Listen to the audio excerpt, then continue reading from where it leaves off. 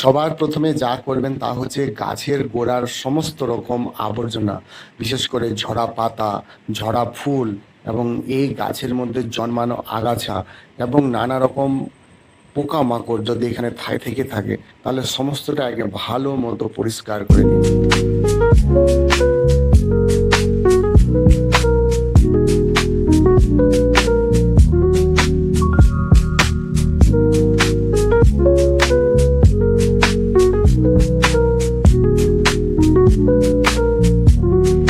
গাছের গোড়া পরিষ্কার হয়ে গেলে আপনি এই গাছের গোড়ায় দিয়ে ফেলুন এই মহামূল্যবান বিনা পয়সার ক্যালসিয়াম, ফসফরাস এবং পটাশিয়াম।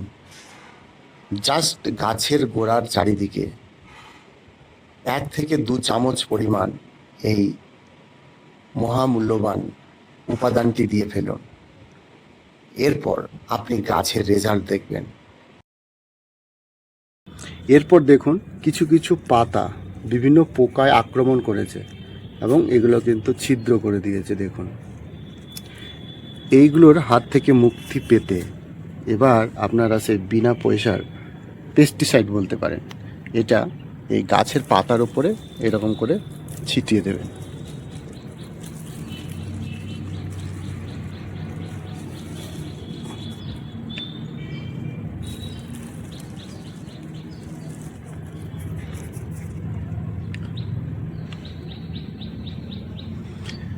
বৃষ্টিতে যদি ধুয়ে যায় তবে আবার এরকম করে ছিটিয়ে দিন।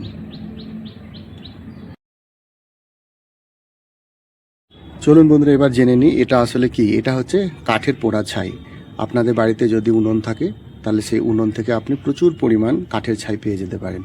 আর যারা শহরে থাকেন তাদের পক্ষে একটু হলেও এইটা জোগাড় করা কঠিন, কিন্তু যাদের বাড়িতে এই কাঠের পোড়া ছাই আছে তারা অনায়াসে আপনাদের এই বাগানে ব্যবহার করতে পারেন।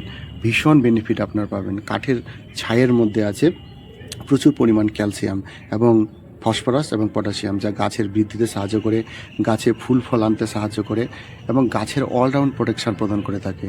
গাছে পোকামাকড়ের আক্রমণের হাত থেকে কিন্তু গাছকে রক্ষা করে।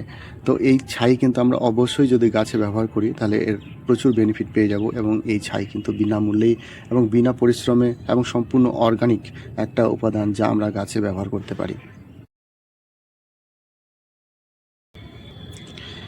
এই ছাই যদি আমরা টবের মাটিতে ব্যবহার করি তাহলে টবের মাটিতে কোনো রকম শামুক, কেন্ন বা পোকামাকড় আসবে না।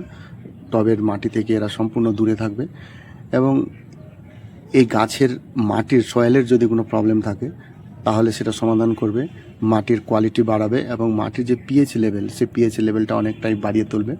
এবং বর্ষাকালে এই ছাই কিন্তু ব্যবহারের প্রচুর উপকারিতা আছে, কারণ এই সময় প্রচুর পরিমাণের শামুক বা বিভিন্ন পোকামাকড় গাছে সাধারণত আক্রমণ করে থাকে, সেটা সহজে আমরা দূর করতে পারি। আর যখন আমরা এই ছাই গাছের পাতার উপর ছিটিয়ে দিই তখন এই গাছে সম্পূর্ণ পেস্টিসাইডের একটা কাজ করে। গাছের মধ্যে কোনো পোকামাকড় এসে আক্রমণ করতে পারে না, শামুক কিংবা কেন্ন ইত্যাদি এখানে বাসা বাঁধতে পারে না, গাছকে ক্ষতি করতে পারে না, আমাদের গাছ ভালো থাকে। এই ছাই ব্যবহারের বেস্ট উপায় হচ্ছে যখন আমরা কোনো মিক্সচার ফার্টিলাইজার তৈরি করব, সেই মিক্সচার ফার্টিলাইজারে আমরা কিছুটা পরিমাণ যদি ছাই ব্যবহার করি তাহলে এটা যেমন গাছের উপকার করবে, অর্থাৎ গাছের ক্যালসিয়াম, ফসফরাস, পটাশিয়ামের ঘাটতি পূরণ করবে, পাশাপাশি এটা কিন্তু পেস্টিসাইডেরও কাজ করবে। গাছে কোনো শামুক কিংবা কেন্ন বা কোনো পোকামাকড়ের আক্রমণ একদম হবে না। তো আমি একটা পরিমাণ এখানে ছাই নিয়ে নিচ্ছি, যা আমি গাছের টবের যে মাটি আছে সেই টবের মাটিতে ব্যবহার করব।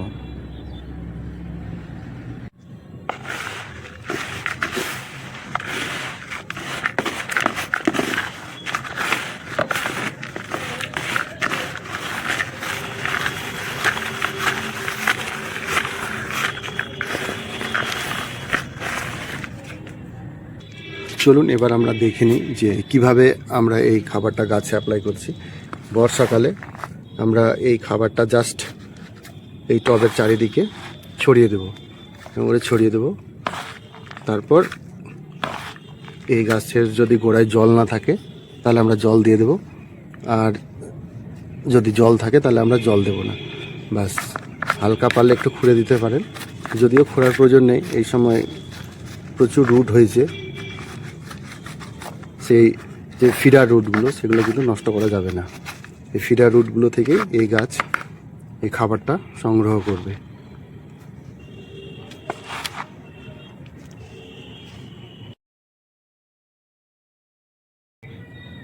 তবে কিছু কিছু গাছ আছে যেগুলোতে এই ছাই কিন্তু আমরা অনায়াসে ব্যবহার করতে পারি, বিশেষ করে টমেটো, পেঁয়াজ, বেগুন, লঙ্কা ইত্যাদি গাছে আমরা অনায়াসে ব্যবহার করতে পারি। আবার কিছু কিছু গাছ আছে যেখানে আমরা ছাই ব্যবহার করতে পারি না, বিশেষ করে স্ট্রবেরি, ব্লুবেরি, এইসব জায়গাতে কিন্তু আমরা এই ছাই ব্যবহার করব না। তবে গাছে ছাই ব্যবহারের কিছু সতর্কতা রয়েছে। বেশি মাত্রায় যদি আপনি গাছে ছাই ব্যবহার করে ফেলেন তাহলে গাছের পিএইচ লেভেল বেড়ে যায়, অর্থাৎ গাছ অ্যাসিডিক থেকে অ্যালকালাইন হয়ে পড়ে। এতে গাছের রুট পচে যেতে পারে এবং গাছের বৃদ্ধি ব্যাহত হতে পারে।